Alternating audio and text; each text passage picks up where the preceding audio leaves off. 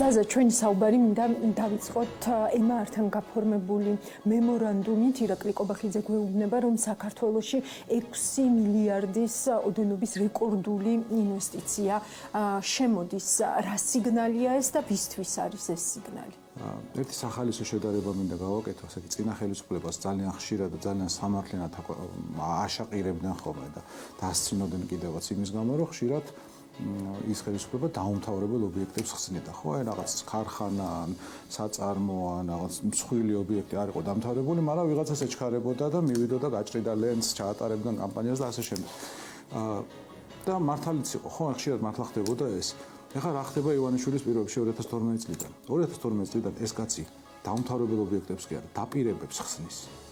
აი რაღაც დაპირებას დახატავენ ბანერზე, მერე იმედი, პოსტივი და სხვა პროპაგანდისტული არხები ამისგან კამპანიას ააგორებენ და მოსახლეობას ალაპარაკებენ თემაზე, რომელიც შეიძლება ორ კვირაში არავის არ ახსოვდეს, იმიტომ რომ ჩაიკარგება. ასეთ შეგვიძლია მოვიფიქროთ მრავალი მაგალითი.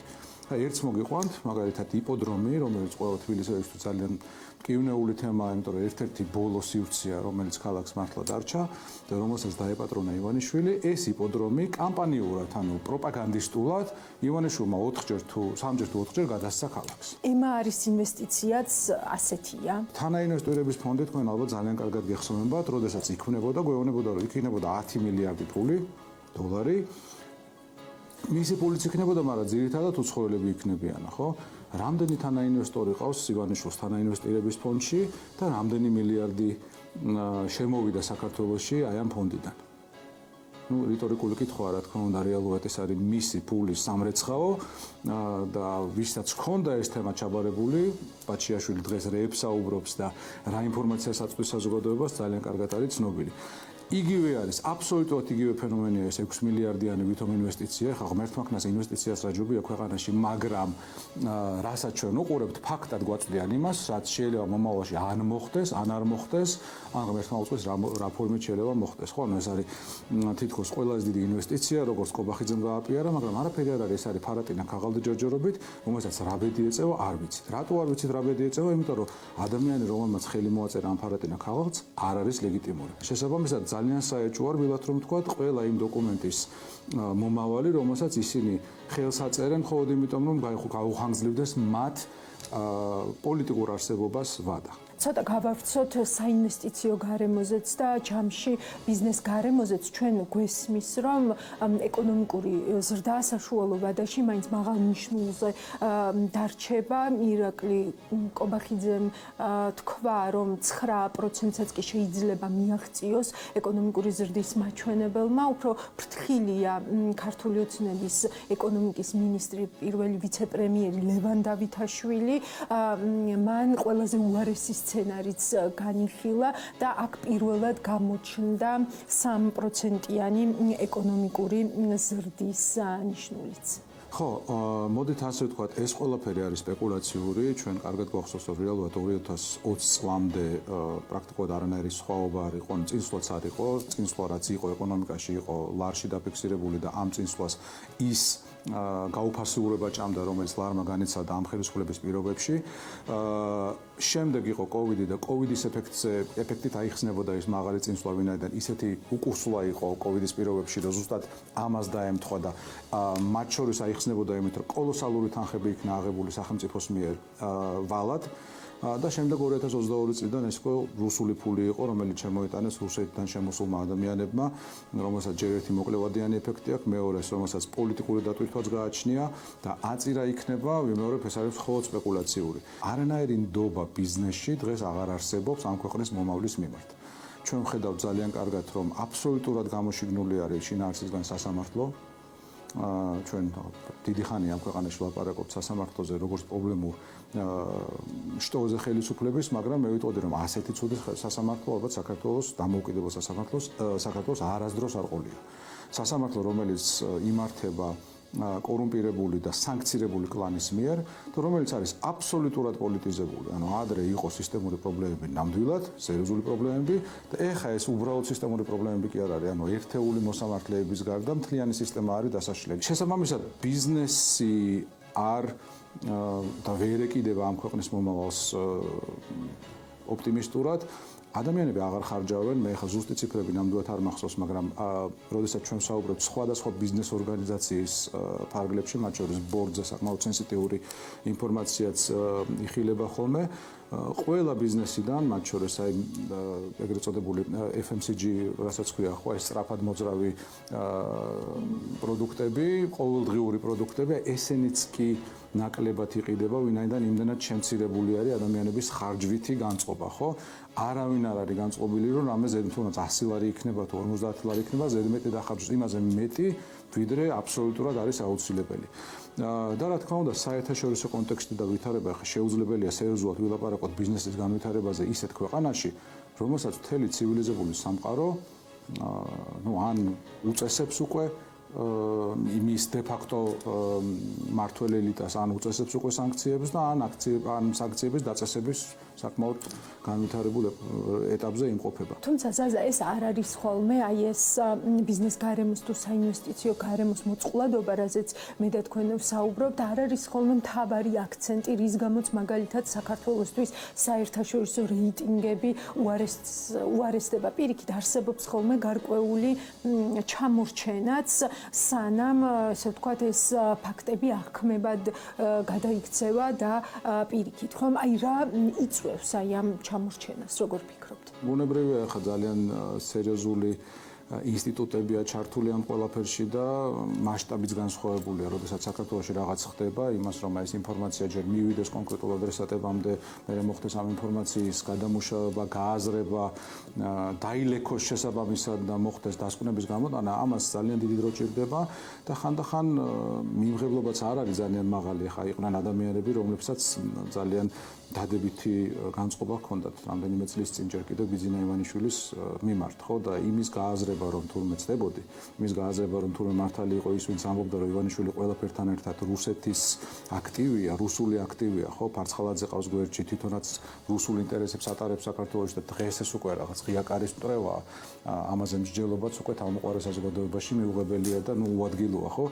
აი ეს საკმაოდ რთული პროცესია. შესაბამისად ამას დრო ჭირდება, თუმცა გარდაუვალია ეს პროცესი. სამწუხარო ისაა, რომ მეორე მხარეს, მეორე მხრივაც საკმაოდ დიდი დრო დაჭირდება ამ პროცესის შემოbrunებას. როდესაც ეს ადამიანები აღარ იქნებიან საქართველოს ხელისუფლებაში, de facto ხელისუფლებაში, საკმაოდ დიდი დრო დაჭირდება იმ ზიანის გამოსწორებას და იმ ნალექის, ასე ვთქვათ, მოშორებას, რომელსაც ისინი დატოვებენ ჩვენ დასავლელ მეგობრებში. ამის მანიშნებელია, ვთქვათ, იგივე ევროკავშირის საგარეო საქმეთა მინისტრების მხრიდან მსჯელობა, ვთქვათ, იგივე დიპლომატიური პასპორტებისთვის სავიზო რეჟიმის შემოგებაზე და ვიზოს გაუქმებაზე და ასევე პირველად მოვისმინეთ ჩვენ ამ დონეზე ხმამაღლა ნათქვამი, რომ ხომ არ ღირს უკვე დავფიქრდეთ საქართველოს გაუქმდეს ვიზა ლიბერალიზაცია, რადგან ქართული ოცნება სხვა გზას უბრალოდ აღარ ტოვებს. მე პირადად წინააღმდეგი ვარ ცალსახად ვიზა ლიბერალიზაციის გაუქმების ქართული ხალხისთვის, ვინაიდან ზოგადად, როდესაც ასეთი რამ ხდება, მიზანი არის ის, რომ ხალხი შეაფუცხონონ, რომ ხალხი მიახვედრონ, რომ აი ეს არის, რაც შეიძლება დაკარგოთ თუ თქვენ არ გაინტერესებთ. არა და ხალხი მიხვედრია. ჩვენთან ამაზე მეტად ხალხი ვერ მიხვდება, ქართული ხალხი ძალიან კარგად აცნობიერებს რა საფრთხის წინაშე ვართ. მე 60 დღე არის უწყვეტი პროტესტი მიმდინარეობს მთელი საქართველოს მასშტაბით.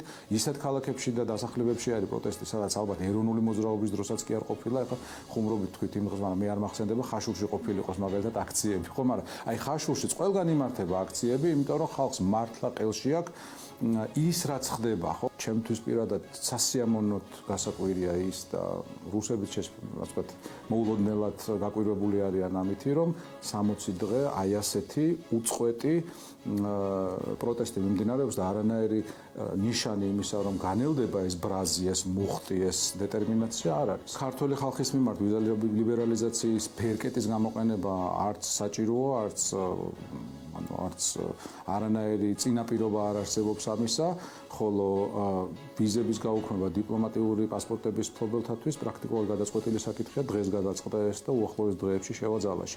თუმცა რეჟიმისთვის ეს როგორც ხედავთ, მაინდა-მაინც დამაზიანებელი არ არის, თვითონ იძახიან, რომ ეს იქნება ძალიან სამწუხარო ფაქტი ბჭყალებში და ნუ აი ყველაფერს ასე იძახიან, ხო, დააწესეს სანქციები, ეს არის ძალიან სამწუხარო ფაქტი. მისცა 500-მა ევროპარლამენტარმა ხმა რაღაც რეზოლუციას, ეს არის სამწუხარო ფაქტი. ანუ თითქოს ყველაფერზე მიდის ეს ახსნა, ხო, სამწუხარო ფაქტი.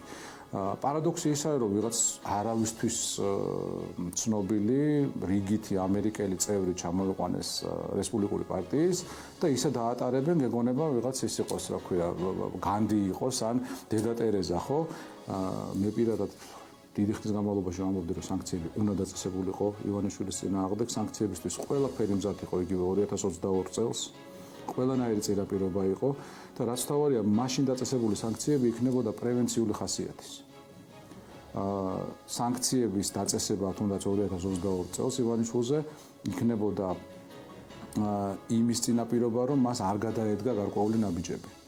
როდესაც ამერიკელებმა და ევროპელებმა დაიწყეს სანქციების დაწესება, ხო აი სულ რაღაც რამდენიმე კვირის თუ თვის წინ და ერთი თვის წინ დაწესდა პირველი რეალური სანქცია, სახაზინო სანქციები, თორე ხა სავიზო შეზღუდვები მართლა მაინდა-მაინც არ ადარდებთ მით უმეტეს ახლა ხარებას და ესეთ პერსონაჟებს არ აინტერესებთ, ხო?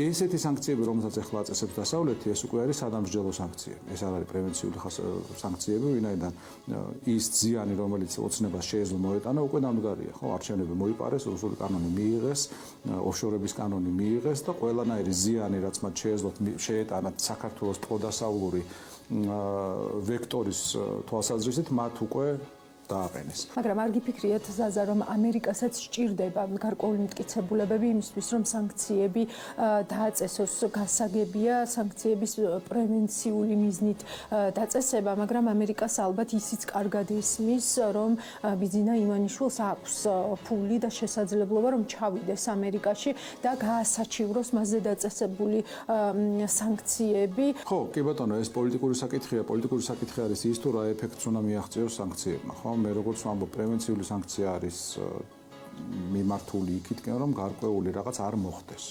ხო, მაგალითად არ მიიღონ რუსული კანონი, რომლითაც საქართველოს ხდება ბელარუსი. მაგალითად არ გააყალბონ არჩევნები. მაგალითად არ გაატარონ ისეთი ტიპის პოლიტიკა, რომელიც აწყობს კრემლს საქართველოში.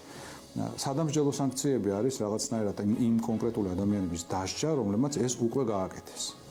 სოფლიო პოლიტიკაში მე არ მახსენდება შემთხვევა, როდესაც სადამსჯელო სანქციებმა გამოიწვია ან ხელისუფლების პოლიტიკის ცვლილება, ან თავად ხელისუფლების ცვლილება. აქედან გამომდინარე, სანქციები არის ვიღაცებისთვის გამამხნევებელი, ასევე იმის მანიშნებელი, რომ დასავლეთი ჩვენთან არის და ჩვენ არა ვართ მხოლოდ ბედის ანაბარა, თუმცა გაცილებით მეტია საჭირო როგორც დახმარების თვალსაზრისით, ასევე ადგილზე, ვინაიდან ამ რეჟიმმა გადალახა უკვე ის წერტილი და ის ხაზი, როდესაც მათთვის ადამიანების აზრი აბსოლუტურად არაფერს არ ნიშნავს და თქვენ ხშირად ხედავთ, როდესაც აი აბსოლუტურად აშკარაა სურათი, მაგრამ გამოვლენ რომელიმე პროპაგანდისტულ არხზე და იტყვიან საპირისპიროს. აი მაგალითად გამოვა 300,000 კაცი ქუჩაში პროტესტის გამოსახატად და ისინი გეტყვიან, რომ 3,000 თუ 7,000 კაცი იყო გამოსული და ეს მათთვის არაფერს ნიშნავს. რა არის ეს გაცილებით მეტი ზაზა?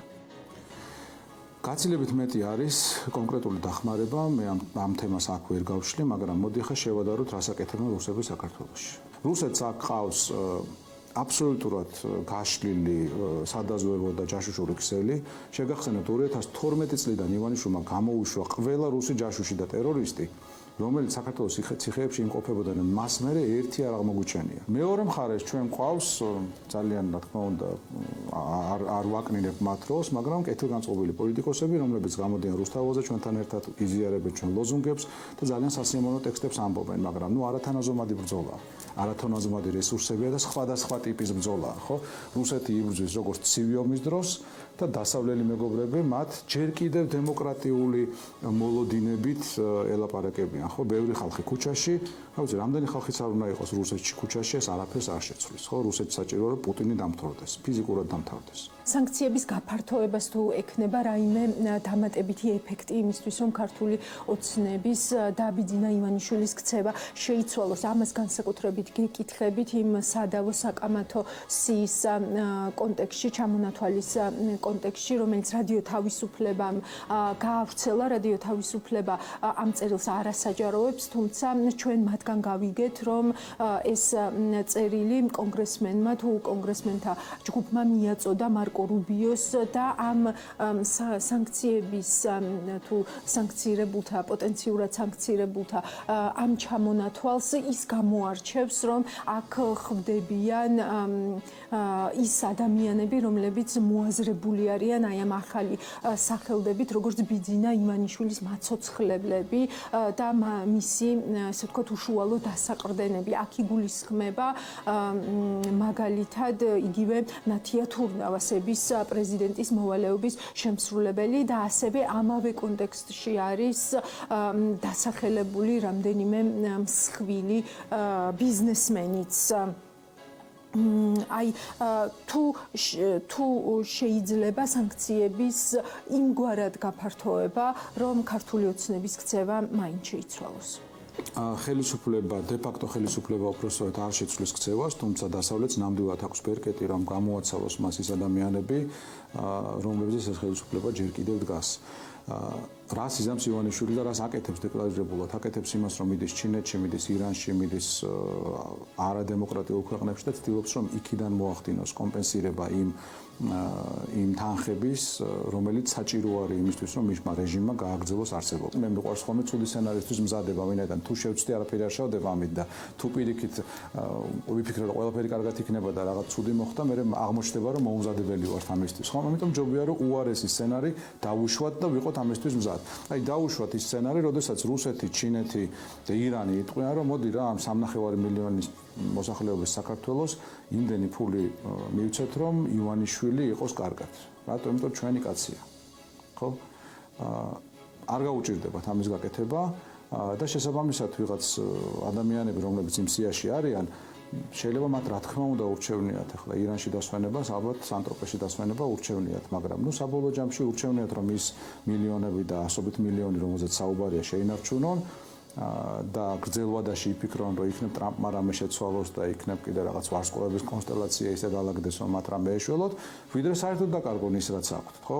და დღეს საქართველოში რუსული მოდელია შექმნილი, მისი მინი მოდელი, რადგან ტოტალური კონტროლი აქვს რეჟიმს და თუნდაც ერთი მსხვილი ბიზნესი, რომელიც არასწორ ნაბიჯს გადადგამს, ბჭყალებში არასწორ ნაბიჯს, შეიძლება მრავალი ტიპის პრობლემის წინაშე აღმოჩნდეს. და ერთ სიტყვი, რაც არ არის პოპულარული სალაპარაკო, მაგრამ მე სულ საუბრობ და მინდა რომ კიდევ ერთხელ ამ კონტექსტში გავაჟღეროთ ეს. ივანიშვილის მოსვლის დღიდან საქართველოში დაბრუნდა 90-იან წლებში რაც ხდებოდა. ეს არის შეკვეთილი მკვლელობები. მათ შორის ბიზნესმენების შეკვეთილი მკვლელობები. და არის ძალიან ბევრი, რომელიც არ არის გამოძიებული. ლევან კაჭარავა არის ბოლო, მსხვილი ბიზნესმენი.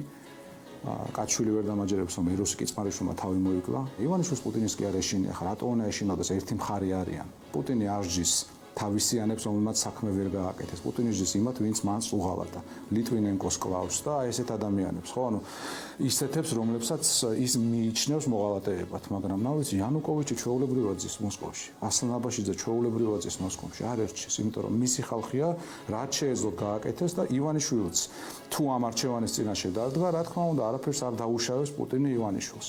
მაგრამ ამ ბიზნესმენებს ძალიან ბევრ მათგანს ფიზიკური შიში აქვთ ივანიშვილის. მაგრამ სანქციების შიში არ აქვთ. თქვენ ახლა მე მეუბნებით, რომ ფიზიკური არსებობის შიში მათთვის გადაწონის აი ამ სანქციების შიშს, ანუ ეს ეტაპი გადავლილია, ანუ ამ ზღვრამდე არის უკვე მისული მსხვილი ბიზნესი, რომ ასე ვთქვათ, ფიზიკური უსაფრთხოების რისკებს ხედავს. ეხლა ვართ იმ სიტუაციაში, როდესაც ადამიანებს უნდათ რომ ფიზიკურად გადარჩენ. განსაკუთრებით იმათ, ვინც ძალიან ბევრი ფული იშოვა და მოდი პირდაპირ თქვა, ძალიან ბევრმა ფული იშოვა არც თუ მთლად კანონიერი გზებით და ამაზე ხა აქ ნუ განვერცხებით ამ ფორმატში, მაგრამ თუნდაც იმ ადამიანებმა, ვინც რუბიოს სია მიაწოდეს ეს კარგად იციან. იმ სიაში არ არიან მხოლოდ ეს ადამიანები, რომლებიც ივანიშვილს ეხმარებიან ხელისუფლებაში დარჩენაში. იმ სიაში არიან ადამიანები, რომლებიც იმ ტიპის რესურს ფლობენ, რომელიც უბრალოდ უკანონოა. ბიძინა ივანიშვილის სანქცირება, აი ამ კონტექსტში, რაზეც ახლა მე და თქვენ ვისაუბრეთ, როგორ უნდა შევხედოთ მისი სანქცირების თემას? ეს არის კონკრეტულად ბიძინა ივანიშვილის საქმე, მისი кейსი, თუ ეს არის ჯამში საინვესტიციო და ბიზნეს გარემოს кейსიც? ალბათ ორივე. ვინაიდან ბიძინა ივანიშვილის სანქცირება, ეს არის იმ ადამიანის სანქცირება, რომელსაც ტოტალური კონტროლი აქვს საქართველოში ხელისუფლების ყველა შტოზე და ყველა თვითმმართველობაზე. ერთის გარდა, მაგრამ ნუ ვისაუბროთ მაინდა-მაინც წანენჯიხის შემთხვევაზე. სახელმწიფოს მიტაცებაზე უკვე მრავალი წელია მიდის საუბარი, ანუ სერიოზული დამოუკიდებელი ინვესტიცია არ შევა ქვეყანაში, სადაც ეს ვითარებაა. ვინაიდან არანაირი გარანტია იმისა, რომ შენ ბიზნესი წარმატებული გექნება არ არის, თუ არ ხარ ჭყალებში დალაგებული კონკრეტულ ერთ ადამიანთან, ხო? და თუ იმის კეთილგანწყობაზე ხარ დამოკიდებული, აი დღეს რაღაც არ მოეწონა, ან ცუთხასიათზე გაიღვიძა, ან ვიღაცამ არასწორი ინფორმაცია მიეწოდა შეგნებულად და უცებ შენი ბიზნესი აღარ არსებობს და მინდა გითხრათ, რომ საქართველოში ძალიან დიდი ხანია დაბრუნდა ის რუსული წესი, ანუ წინა ხელისუფლების დროს იყო ხოლმე ძალიან ისეთ ბრუტალური მეთოდებით, ასე ვთქვათ, ხშირად რაღაც ნაჯახივით ბიზნესთან ურთიერთობა, რაც დიდი პრობლემა იყო.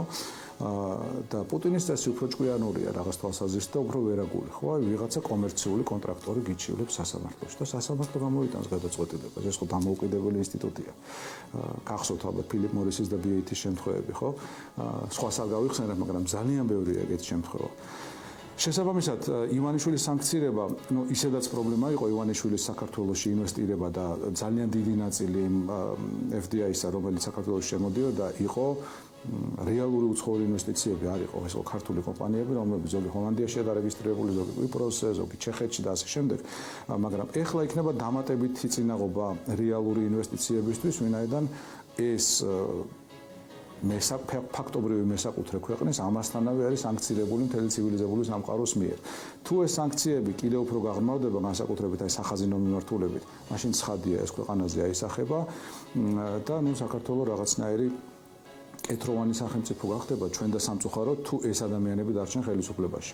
კეთროვანი სახელმწიფო, ახლა ეგრე ირანიც არსებობს, ხო ამდენი სანქცია არის ამ ქვეყნის წინააღმდეგ, მაგრამ რაც ქეში დაფრინავენ, მაგრამ ირანელები ჩამოდიან და ყველას 10,000 მე მგონი ბოლოს სანქციების ჰაბი გრჩება ხელში. სამწუხაროდ. რაც ნამდვილად არ იყო ამ ქვეყნის ამბიცია მისი განვითარების არც ერთ ეტაპზე. ზაზა, თქვენ მჭიდრო შეხება გაქვთ ბიზნეს წრეების წარმომადგენლებთან, ადგილობრივ თუ უცხოელ ინვესტორებთან და მაინტერესებს რა არის მათ მიერ დასმული, ყველაზე ხშირად დასმული კითხვები დღეს. რა არის ყველაზე მსხვილი გაურკვევლობა, მათ შორის იმ ინვესტორებისთვისაც, რომლებიც შესაძლოა საქართველოს ზურგს დღესვე არ აქცევენ, ისინი ვთქვათ არ გადიან ქვეყნიდან და არ გააქვთ თავიანთი ინვესტიციები, აქ რჩებიან, მაგრამ მსხვილ დაბანდებებს ქვეყანაში აღარ აკეთებენ. მოლოდინის რეჟიმშია ყველა, ჩვენ ახლა ერთი რამ არ გვიხსენებია, რამდენიმე დღის წინ იყო ტრამპის ინაუგურაცია და უკვე პირველივე დღიდან დაიწყო საკმაოდ მკვეთრი ნაბიჯების გადადგმა არაერთი მიმართულებით, ხო? ნაწილი საგანგაშოა ჩვენთვის, ან პოტენციურად საგანგაშოა, როგორც არის უკრაინისთვის დახმარების თემა, როგორც არის ნატოს თემა. ნაწილმა იგივე ამერიკის შეერთებულ შტატებში ბიზნესზე გადასარევი რეაქცია, ასე შედეგი იქონია, ხო, როგორც არის საფონდო ბირჟების ინდექსი არის გაზრდილი და ასე შემდეგ. რაც შეეხება ზოგადად რეგიონის მიმართ პოლიტიკას და ეს პირდაპირ აისახება ბიზნესზე, ყველა არის მოლოდინის რეჟიმში. de facto ხელისუფლებას ივანიშვილის რეჟიმს ძალიან ყავს გააქტიურებული ლობისტური ჯგუფები დღესდღეობით, რომ რაიმე ტიპის თანაცხოვრების მექანიზმი მონახონ ტრამპთან და ეს არ არის ბუნებრივი არანაირი ღირებულებით ერთობაზე დაყრდნობილი, ეს არის უბრალოდ ფაქტობრივ მოცემულობაზე, ანუ იმ კაცს ეუბნებიან, რომ ეს ქვეყანა ჩვენია და თუ რამე გინდა ჩვენთან დაალაგდე. აი ამაზეა საუბარი, თორე ხა სიყალბეა და სისულელია რაიმე ტიპის ღირებულებით ერთობაზე საუბარი. როგორ გესმით ტრამპის პოლიტიკის მთავარი ამოსავალი ფრაზა America First. ჩვენ დავინახეთ, რომ თავის საინაუგურაციო სიტყვით გამოსვლის დროსაც მას საგარეო პოლიტიკის ვექტორები თუ მიმართულებები მკაფიო და არ გამოუკვეთავს და მთლიანად დარჩა აი ამ თავის მანდატში, ესე ვთქვათ, America First. რას ნიშნავს ეს? მე მგონია, რომ ხა ეს პოპულისტურად მომგებიანი ლოზუნგია, თუმცა ყოველთვის ასე იყო, ხა ამერიკა ყოველთვის საკუთარ ეროვნულ ინტერესებს აყენებდა პირველ ადგილას, ხო არც სხვა ქვეყანთან, ქვეყნის ინტერესი არ იყო ამერიკისთვის პრიორიტეტული საკუთარ ინტერესებზე. თუმცა ვიმეორებ, ანუ საარჩევნო და ელექტორალური თვალსაზრისით ძალიან მომგებიანი ლოზუნგია და აისახება ისეთ რაღაცეებში, რომელიც ჩვენთვის ირიბად შეიძლება და ხანდახან არც თუ ისე ირიბად შეიძლება ძალიან კარგი იყოს. მაგალითად, გუშინ წინ ევროკავშირში ითქვა, რომ კი ტრამპი მართალია, ჩვენ უნდა გავზარდოთ ჩვენი თავდაცვის ხარჯები.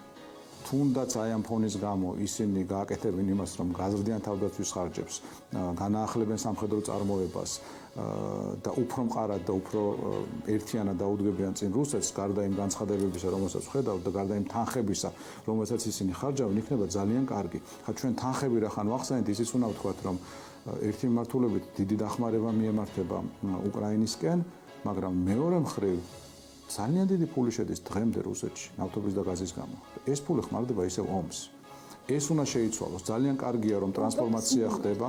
ოპექს მიმართა ტრამპმა მიმართა ოპექმა, რომ დაწიეთ ფასები, რომ რუსეთმა ვეღარ შეძლოს ამ ომის წარმოება. ასევე ძალიან კარგი სიგნალია. ამ კაცს თუ რამე ესმის და კარგად ესმის, ერთ-ერთი პირველი არის ეკონომიკა, როგორ მუშაობს ბიზნესი და თუ გავიხსენებთ იგივე პუტინის პირველ წლებს, ძალიან წვალობდა პუტინი და მან მხოლოდ მას შემდეგ შეძლო ამ თავისი ავადმყოფური დღის წესრიგის უფრო აქტიურად განხორციელება საერთაშორისო არენაზე, რაც ნავთობის ფასებმა მოიმატა ერაყის ომის და სხვა საერთაშორისო კონფლიქტების შემდეგ. წალენჯი ხაო არ ვახსენოთო, მაგრამ მე მაინც მინდა რომ ვახსენოთ, რა გვაჩვენა წალენჯიხის მაგალითმა, როდესაც სისტემა ისეთია, შენს გარშემო როგორიც არის, რას მიაღწია გამორჩეულს წალენჯიხა. პირველ რიგში უნდა გავიხსენო გია ხარჩილაო, რომელიც სულ რამდენიმე კვირის წინ გარდაიცვალა, წალენჯიხის არჩეული გამგებელი, უკარგესი, უკეთილშობილესი ადამიანი, რომელიც ტრაგიკულად 54 წლის ასაკში წავიდა ამ ქვეყნიდან. რაც შეეხება იმ მაგალითს, რომელიც წალენჯიხამ დანარჩენ საქართველოს მისცა, ეს იყო რამდენიმე ტიპის ძალიან კარგი მაგალითი. პირველი ეს იყო, მე ვიტყოდი, თანამშრომლობა ოპოზიციურ პარტიებისა. არავის არ ახსოვდა, რომელი პარტიის მხარდაჭერით გავიდა გია ხარჩილავა. ხო, ყველა ცდილობდა, რომ წალენჯიხაში ჩასულიყო, რაღაც გაეკეთებინა, ან გამოჩენილიყო იქ, ან რაღაც სხვასთან ერთობლივად სასარგებლო საქმე დაეწყო და ეს ძალიან კარგია. პირველი რაც ჩვენ ამ ქვეყანაში გვაკლია, პირველი, მეორე, მესამე ალბათ არის თანამშრომლობის უნარი. დღესაც, როდესაც ჩვენ ვსაუბრობთ იმაზე, გამოსავალი სად არის, სანქციებზეც ვილაპარაკეთ, ბევრ რამეზე ვილაპარაკეთ, მაგრამ ჩემი მოგზაურობული აზრით თავარი არის ის, რომ საზოგადოება უნდა იყოს ერთიანი. დღესდღეობით შეიძლება ითქვას, რომ არანაირი ფუფუნება იმისა, რომ ავირჩიოთ აი შენ რაღაც ცენტრისტი და მემარცხენე მოგწონს თუ მემარჯვენე ცენტრისტი თუ არა გვაქვს ჩვენ ვართ ეგზისტენციური გამოწვევის წინაშე, როგორც წეგან ბიზნესმენებზე ვამბობდით, ხო? მემარჯვენე ცენტრისტი და მემარცხენე ცენტრისტი კი არა, საერთოდ აღარ იარსებებს პარტიები, აგერ დაანონსა რეჟიმმა, რომ გავასამართლებ კოლექტიურ ნაცმოძრაობასო და დავაკონკრეტოთ კიდევ ერთხელ მაყურებლისთვის, რომ კალაძის და კობახიძის და მათ ნარატივში ყველა კოლექტიური ნაცმოძრაობა არის ლელოც, გახარიაც, თვითონ ნაცმოძრაობაც, ახალიც და ნებისმიერი ოპოზიციური პარტიაც რეალურად. იქნება ამ შინაარსზე კონცენტრირებამ გაცილებით უფრო ლოიალური ამომრჩეველი შესძინოს პოლიტიკურ პარტიებს. იქიდან გამომდინარე, რომ ჩვენ დავინახეთ, რომ როდესაც არჩევნები გაყალბდა, ხალხი ქუჩაში არ გამოვიდა. რაც არ უნდა ვილაპარაკოთ ახლა ჩვენ, რომ 100,000-მა ადამიანმა მისცა ხმა პოლიტიკურ პარტიებს, როგორ გაყალბდა არჩევნები და ასე შემდეგ. ფაქტი არის ის, რომ დიახ, ამ პარტიებს ყავდათ საკუთარი ამომრჩევლები, მაგრამ გადამწყვეტ მომენტში ამ ადამიანებმა მათ ამომრჩევლებად იდენტიფიცირება არ მოინდომეს. რა მოხდა? ხო, ძალიან მსუყე თემაა, ჩემთვის ძალიან ახლობელი თემაა, ვინაიდან პარტიულ თემატიკაზე მუშაობთ აქტიურად ჭავჭავაძის ცენტრში. პირველი თქვენ თქვით რომ იქნება ეს შინაარსზე მუშაობა მათი იდენტობის ფორმირება შეუწყოს ხელი, მაგრამ სამწუხაროდ ამას მაინც ვერ ხედავთ. აქ არის უბრალოდ მიუღებლობა, რომ ვიღაცასთან არ დადგება, იმას ნეგატიური რეიტინგი მეტი აქვს და ასე შემდეგ. სინამდვილეში ყველა პარტიას ძალიან მაღალი აქვს ნეგატიური რეიტინგი. მეორე და ასევე ძალიან მნიშვნელოვანი ფაქტორი ის რომ ჩემი აზრით რაც დანაშაულებრივი მიამიტობა იყო, დანაშაულებრივი გულგრილება იყო იმაზე საუბარი, რომ ესენი ვერ გააყალბებენ. რატო ვერ გააყალბებენ? პუტინი ვერ გააყალბებს საქართველოში არჩევნებს, რისთვისაც ამდენი იშრომა პუტინმა, ეხლა მთლელი მანქანებით წააგებს და გაუშვებს ხელს. ეს მეორე. და მესამე, როდესაც ქვეყანაზე გინდა პასუხისმგებლობის აღება და ნულოვანი ზაობა გაქვს ცუდი სცენარისთვის. როდესაც არ იცი, გეგმები არ გაქვს, ხო? არასერიოზულია ეს ვიღაც რომ თქვა. ხშირად თქმულა, მაგრამ ძირითადად კულუარებში ამბობენ ხოლმე ამას, რომ 25 ოქტომბერს ოპოზიციას უნდა ქონოდა ქუჩაში გასვლის გეგმა. ან გადიხარ აღსანიშნავად, ან გადიხარ გასაპროტესტებლად. და ჩვენ ყველას გვახსოვს, რომ 24 საათი გაოგნებული სიჩუმე იყო. ანუ ვერ მიხვდნენ რა მოხდა. ხო და ეხლა ეს ბუნებრივია ეს ფაქტორები, რომელზეც ჩვენ ვისაუბრეთ, იწვევს იმას, რომ ხალხმა მარტო მაშინ დაიწყო ქუჩაში გამოსვლა, როცა მიხვდნენ, რომ არჩევნებზე კი არ არის უბრალოდ საუბარი. საუბარი იმაზე, რომ ჩვენ დამოუკიდებლობას ვკარგავთ. ანუ 28 ნოემბერს რაც გააკეთა ყობახიძემ, ყობახიძის პირით რაც თქვა პუტინმა, რომ აწიეს ქვეყანა ჩემია, აი მაშინ გამოვიდა ხალხი ქუჩაში. და დღესაც სამწუხაროდ ის რეალობაა, რომ ამ მომენტშიც გამოჩნდებიან პოლიტიკოსები, ენთუზიაზმი იკლებს, რბილად რომ ვთქვა, ხო? ვინაიდან ეს პროცესი მთლიანად არის მართული ქვემოდან ზემოთ, რაც ძალიან კარგია. თუმცა საბოლოო ჯამში ნებისმიერი პოლიტიკური ცვლილება ხდება პოლიტიკური პარტიების მეშვეობით. ჩვენ შეიძლება მოგწონდეს როგორი ვიზუალია, როგორ დადის მარშები და ყველაფერი, მაგრამ საბოლოო ჯამში პოლიტიკური პარტიებია ის ინსტრუმენტი, რომელთაც ცვლილება უნდა მოხდეს. აქედან გამომდინარე, აუცილებელია რომ ჩვენ პარტიები ვაიძულოთ, რომ გარდაიქმნან რა მიმართულებით, შიდა დემოკრატიის მიმართულებით. ვინ არის თქვენი კანდიდატი, ამას ირჩევთ თქვენ თვითონ. მეორე უნდა იყოს გამჭვირვალობა, ანუ როგორ იმართება პარტიები, ხო, საიდან მოდის ფული. ძალიან მნიშვნელოვანია. როგორ იხარჯება მე ეს ფული? ასეც მნიშვნელოვანია. იმიტომ რომ შეიძლება ერთ რაიონს თუ ერთ მუნიციპალიტეტში შენს პარტიულ წარმომადგენელს მისცე 1000 ლარი და მეორეში მისცე 10000 ლარი, ხო? რატო? რა პრინციპით? და მესამე, ალბათ ყველაზე მნიშვნელოვანი ელემენტი არის ეს არის ანგარიშვალდებულება. ჩვენ ამაზე როდესაც ჭავჭავაძის ცენტრით ვაკეთებდით ხოლმე რაღაც კამპანიურ აქტივობებს, რომ ეს თემა უბრალოდ მეტ ადამიანამდე მისულიყო.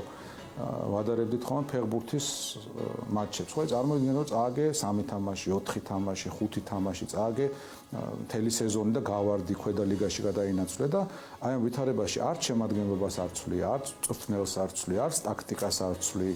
რომ მორწმუნე თუ ხარ, შეიძლება ფორმა მაინც შეცვალე, ხო, იქნებ მაგან გიშვას. არაფერს არ ცვლიან ეს პარტიები. აი ეს არის შესაძლებელი. ნებისმიერ დასავლურ ცივილიზებულ დემოკრატიულ ქვეყანაში წაგებული არჩევნების მერე პარტიის ლიდერი მიდის და იძახის, რომ კარგად იყავით. დიდი მადლობა, მე ჩემი გავაკეთე და აიჩეთ შემდეგი ლიდერი. შეიძლება ამურჩეველმა გითხრას პარტიის ამურჩეველმა, რომ შენ ყველაფერი კარგად გააკეთე, შენ უშეცდომოდ იმუშავე. უბრალოდ სისტემაა ხა აქ ისეთ, ხო, ოლიგარქია, რუსები ატარებენ არჩევნებს, სუსი ატარებს არჩევნებს, ბევრი შეზღუდვაა, უამრავი პრობლემაა და შესაბამისად შენ გაქვს მანდატი, რომ შემდეგ არჩევნებზეც გაუძღვე პარტიას. გადასარევია, შეიძლება ეს მოხდეს. ლოგიკურიც იქნებოდა ხშირ შემთხვევაში. მაგრამ ეს მომენტი არასდროს არ დგება. ანუ ანგარიშვალდებულების მომენტი, როდესაც მანდატის განახლება ხდება, ან ახალი ლიდერშიპის არჩევა. ქუჩის პროტესტებმა შესაძლოა ზუსტად ის დაგვანახა, რომ ჩვენ არ ვიცოდით, მაგრამ რეალურად არსებობენ ისეთი ადამიანები, ისეთი ლიდერები, რომელთაც აქვთ სწორედ პოლიტიკაში შემოსვლის დიდი პოტენციალი და ეს ველი მათთვის გახსნილი უნდა იყოს. გავრცელებული შეცდომა, რომელსაც ბოლო 10 წლის განმავლობაში ბევრი აკეთებს, არის ის, რომ როდესაც ჩვენ იმ კვლევებს ვახსენებთ, რომ აი 2/13 ამორჩევლის ამბობს, არც ერთი პარტია არ მომწონს, კითხულობდნენ ამ კვლევებს და ამბობდნენ, რომ მე თუ ახალ პარტიას გავაკეთებ, ესე იგი ეს 2/13 პოტენციურად ჩემი ამორჩეველია, ხო? მაგრამ შენ თუ იგივე პრინციპით აშენებ ამ პარტიას, როგორც ЧПС-ს, ხო? რომელსაც ერთი ან ორი ადამიანი მართავს, ან ერთი ვიწრო წრე, მაშინ დემოკრატიულობის დეფიციტი რჩება და თუ რჩება, მაშინ მორიგი პარტია იქმნება, მორიგი იდენტობის კრიზისით, მორიგი პოლიტიკური ნიშის არქონით და საბოლოო ჯამში პირველადი ეიფორიული ეფექტის შემდეგ ხდება ხოლმე ამ პარტიების დასვლა რაღაც საკმაოდ უმნიშვნელო ნიშნულზე. აი ეს პრობლემა და გამოწვევა რჩება, ეს არ არის ჩასაფრებული კომენტარი, არის ეგრეთ წოდებული win-win solution, ხო, რომ ანუ პარტიისთვისაც კარგია, საზოგადოებისთვისაც კარგია და ლიდერებმა ცოტა რომ მოახერხონ და ოდნავ მეტი დაშვება გააკეთონ, რომ აი შიდა დემოკრატია სინამდვილეში ბევრად უფრო მეც მოიტანს, ვიდრე დააკარგვინოთ პირადად მათ შორის, ხო? იქნება გადასარევი. ასეთ BMG-ისთვის უშუალო ადგილზე გავაჩეროთ დღეს ჩვენი ინტერვიუ. დიდი მადლობა, რომ იყავით ჩემი სტუმარი. დიდი მადლობა თქვენებმა.